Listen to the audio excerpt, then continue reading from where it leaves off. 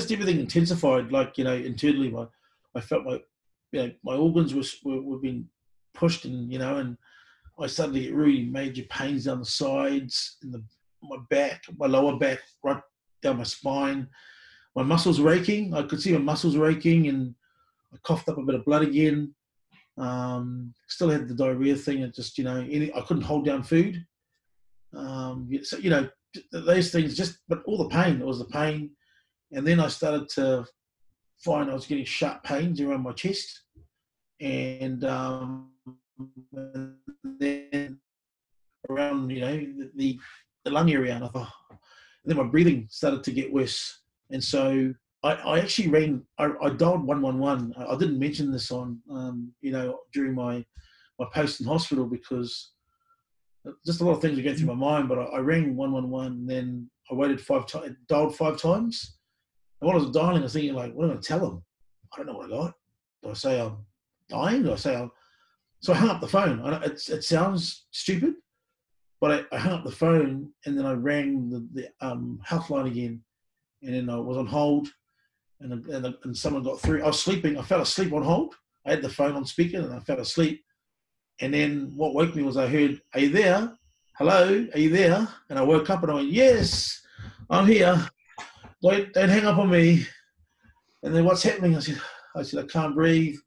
I'm struggling. My name's Geoff Brown. I rung through. I've been tested yesterday, but now I can't breathe, and I'm really worried about. I'm short of breath."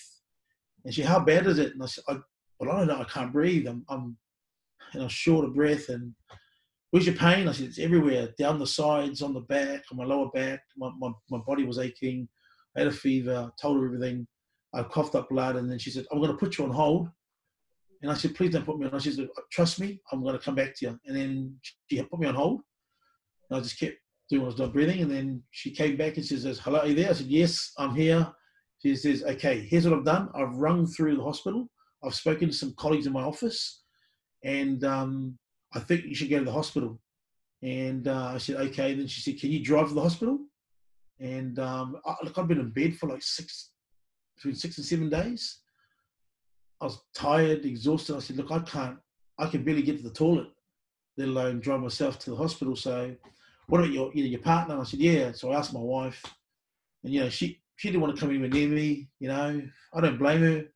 What we were thinking was, because I isolated and I acted as if I had it, I didn't want to give it to my kids and or my partner. So I was wearing a tea towel. Like, we didn't have a mask, so I was wearing a sort of like a tea towel, like a Samoan Lone Ranger. And she did the same when she came into the room. But I said, "I've got to go to the hospital." And she said, "Okay." So we packed a few things up and we left, and I arrived at hospital that night on the 27th, I think it was.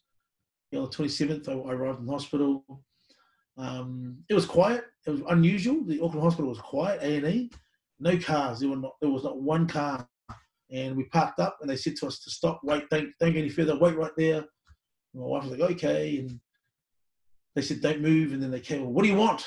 They wouldn't come to the car. They said, "What do you got?" And they said, "Oh, my husband's not well. And what's wrong with him?" "I don't know. He can't move. He can't breathe." And they went inside, and then they came out, and some nurse or doctor came out, and they were all in their PPE gear with their, plastic visor and all their, their necessary protective gear, and had a chat to me. And my wife said to my husband in the back, and she said, "What's wrong?" And, "Well, what do you think, you got COVID-19? And we said, "Well, he's got symptoms. We don't know." And she said, "Can you walk?" I said, "No." So she wheelchaired me in. And that's when I realized there was something was wrong with me. I couldn't even walk, and so, yeah, I finally got into the hospital. They took me into an airtight room, like a compression airtight room, and begun their process, which was my heart, my chest, my pain, my symptoms. So blood test. They wanted a urine sample, number 2 sample. They did an ECG. I didn't know what ECG was, They did an ECG on me. I thought, "Oh, wow, okay." And at the same time, they took x-rays. They bought a mobile x-ray machine and x-rayed my chest and put me onto some meds, I started taking more medicine. Yeah, it's just that I think it's all up. It took about an hour or 2 hours. About midnight by the time I got into a ward, but my temperature had gone up, and yeah, I just felt better that I was in hospital, but not better in the sense that I was, physically better. It's just the fact that I was somewhere that I knew I was going to seek, get assistance. And then I got seen by another doctor, and we had a conversation, which ended in me being sort of, I'm just tired. Can you just let me go? I was that tired, like seriously.